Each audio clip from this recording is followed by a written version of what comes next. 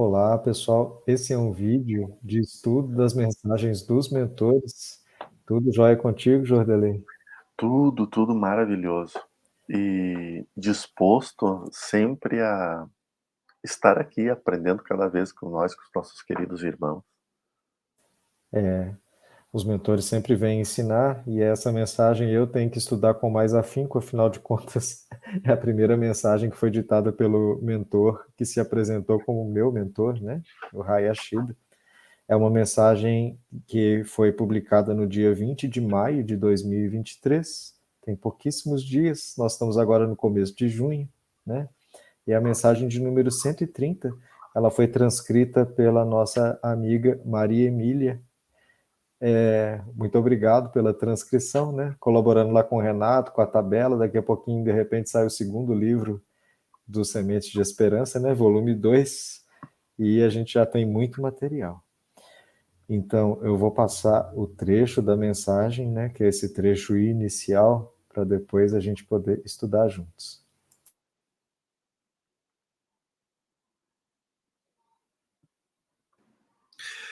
Como é belo uma família reunida pelos laços sublimes do amor, pelos laços sublimes das mais belas e puras intenções, ao nos conectarmos ao Criador. Saudações, amados e queridos filhos de Deus. É com imensa alegria em nosso íntimo que damos graças e louvamos nosso Pai e nosso Senhor. A oportunidade de estarmos aqui reunidos nesta bela comunhão de luz e de amparo.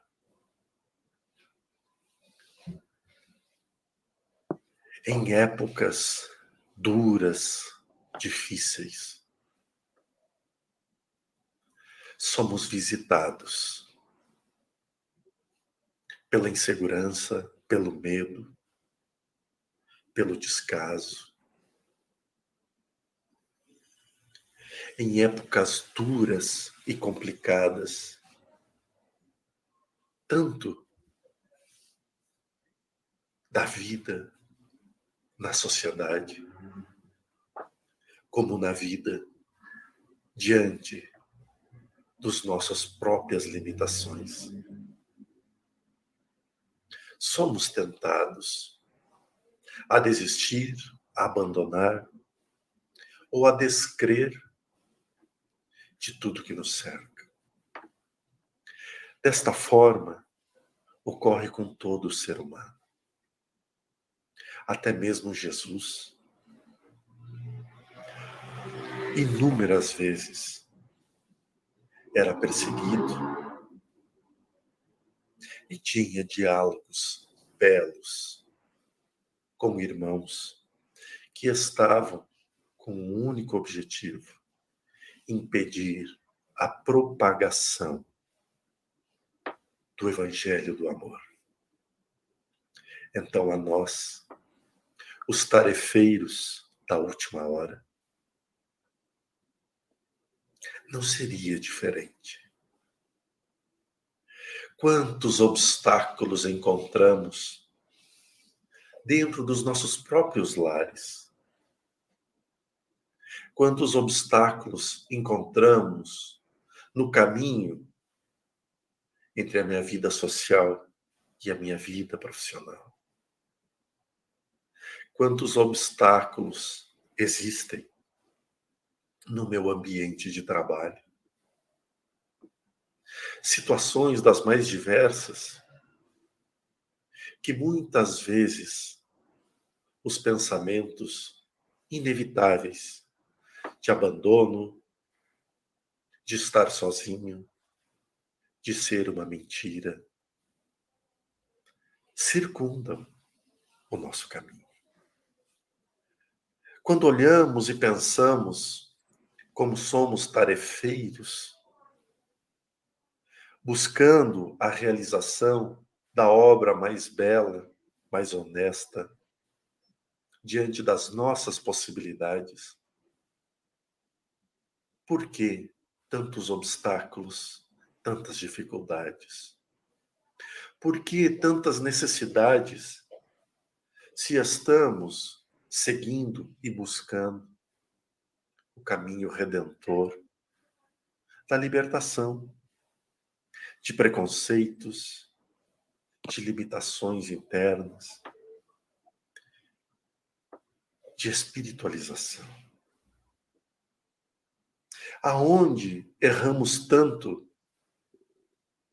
nesta existência ou nas pretéritas para sermos merecedores de tanto castigo, de termos que estar sempre com a sensação de sermos perseguidos, se praticamos o bem que nos cabe e que nos compete.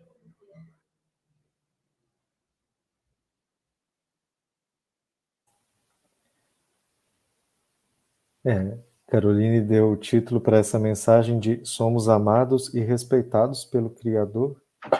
E eu senti essa mensagem no dia um pouquinho como um puxão de orelha, assim, que eu acho que essa coisa de querer desistir de certas tarefas ou de querer diminuir o ritmo, ou de se afastar até do portal ou das coisas que eu estava fazendo, acho que era uma dúvida que estava na minha cabeça pelo cansaço, pelas coisas que a gente estava vivendo, né? Ou pelas dificuldades, igual ele disse na mensagem.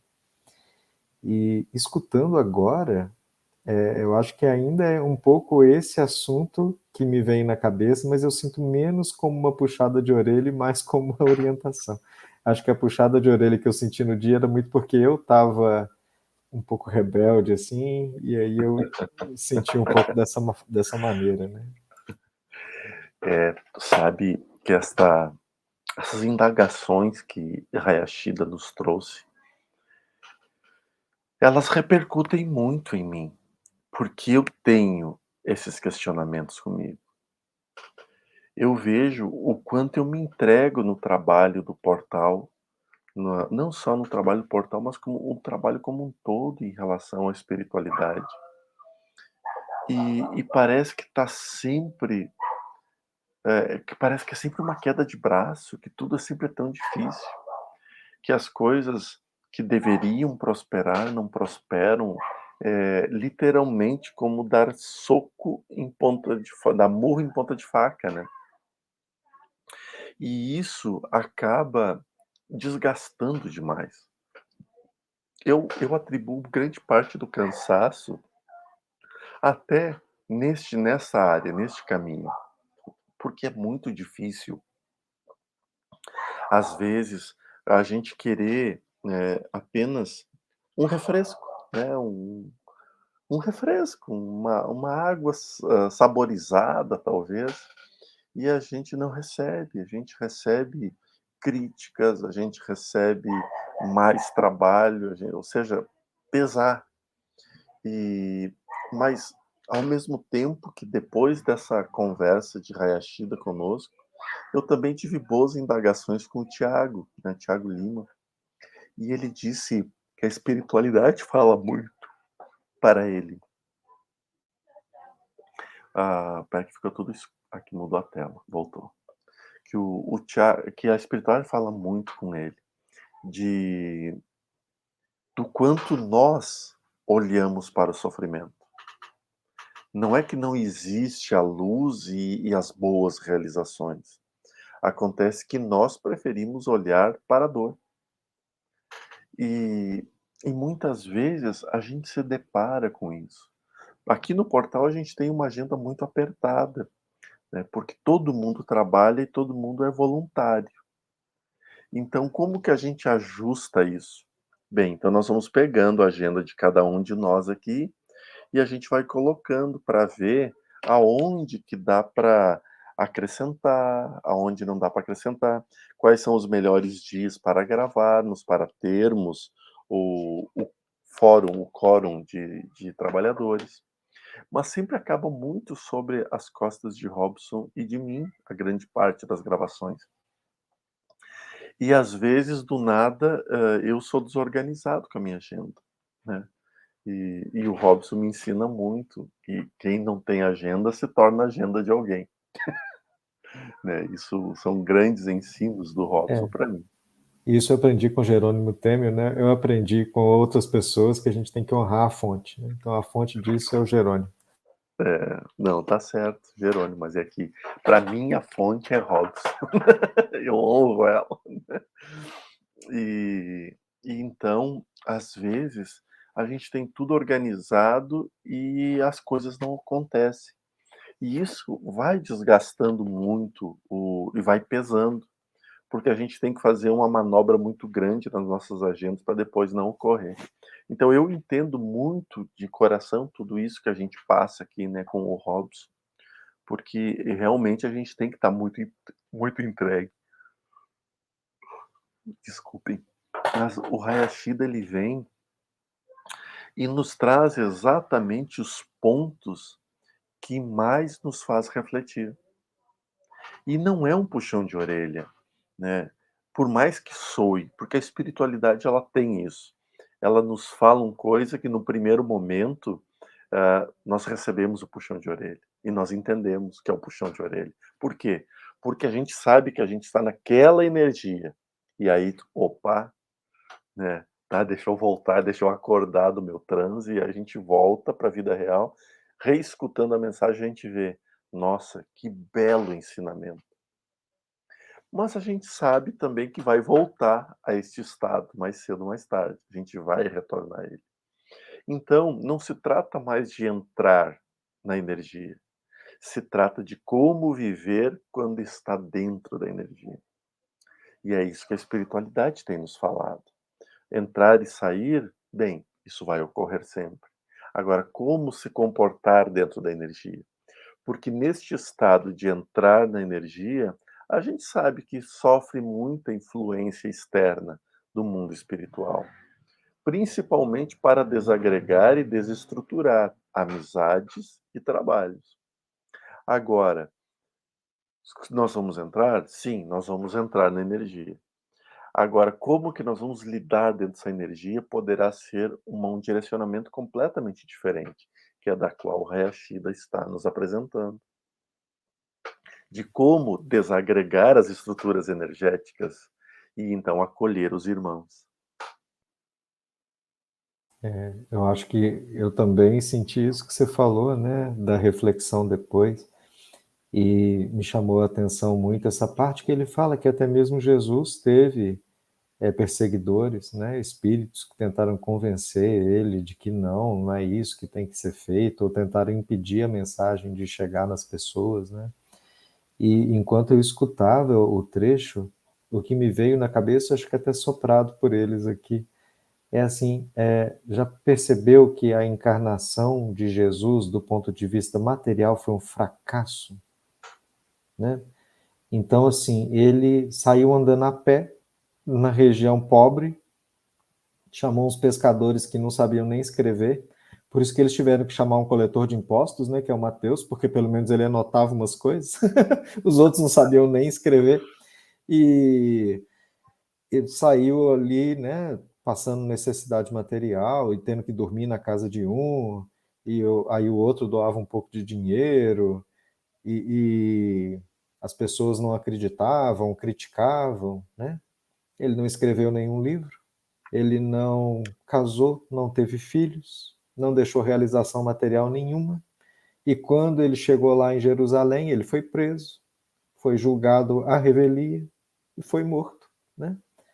Então, se você parar para pensar do ponto de vista material, nossa senhora, o que é isso, né? Será que ele realizou zero, né?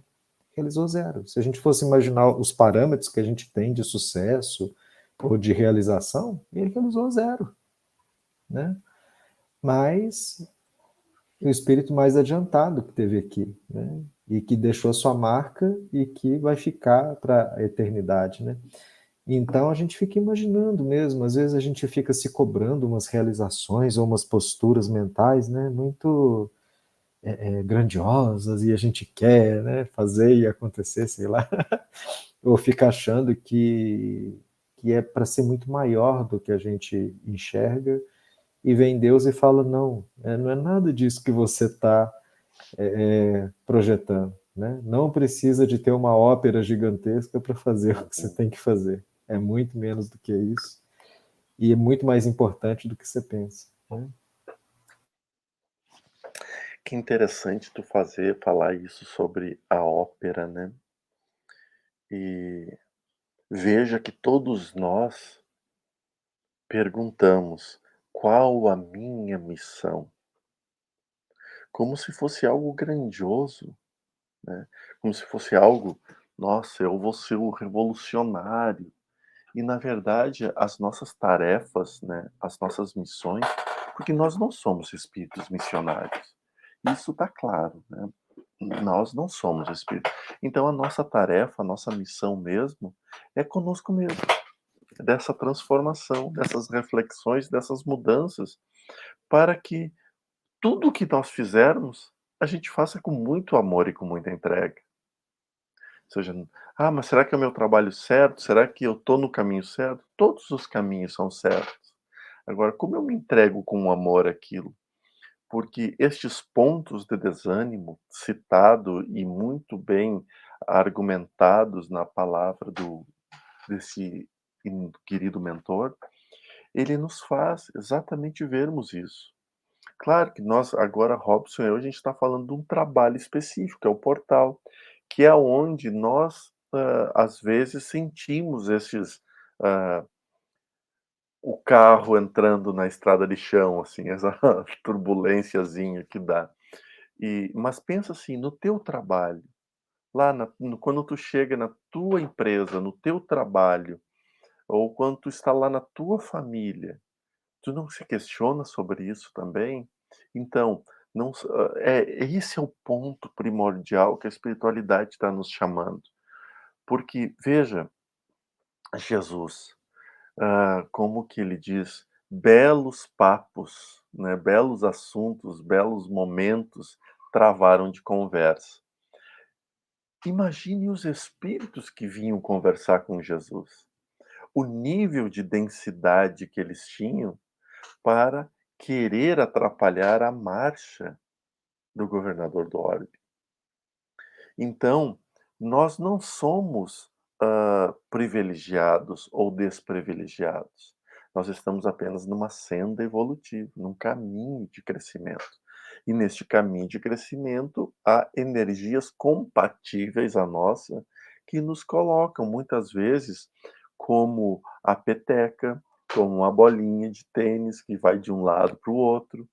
Mas a questão é assim, é nós assumirmos o papel, às vezes, da raquete, que direciona bem, já que a bola veio, aonde que eu vou colocar essa bola para terminar o jogo mais rápido, para fazer a pontuação mais certa.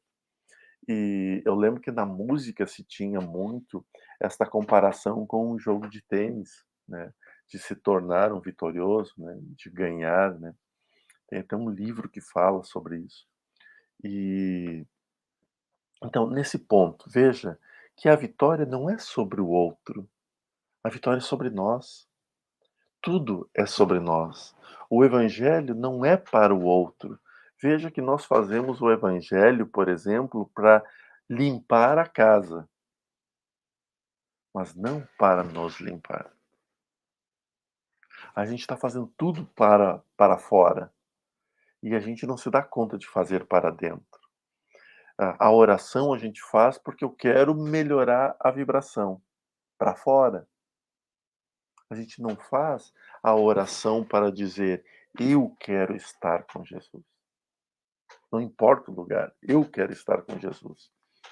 Então, é normal nós chegarmos em alguns determinados pontos e termos que nos perguntar aqui, como diz o Hayashida aqui, ah, mas por que tantos obstáculos? Por que tantas dificuldades? Por que tantas necessidades se estamos seguindo e buscando o caminho redentor da libertação? Sim, nós estamos buscando, mas para fora. A gente está buscando para fora, porque, bem, eu já entendi que tem alguma coisa, então deixa eu limpar aqui para mim passar. E não se trata disso, se trata de, bem, deixa eles aí, porque o lugar deles é aí, mas eu não quero estar aqui. Então, como que eu me melhoro? Claro que hoje, nessa reflexão, é mais fácil falar isso, né? No meio da peleia, no meio da briga, é difícil. Mas com essa fala a gente pode então encerrar o estudo desse trecho. Logo voltamos com a segunda parte. Um abraço grande a vocês, que essa término de quarta-feira seja especial, que a quinta, que a sexta, que o sábado, que o domingo, que o restante de todos os dias da vida de vocês seja sempre alegre de muitas reflexões e aprendizados. Nós aqui deixamos um abraço especial, fiquem com Deus e até logo. Tchau, tchau.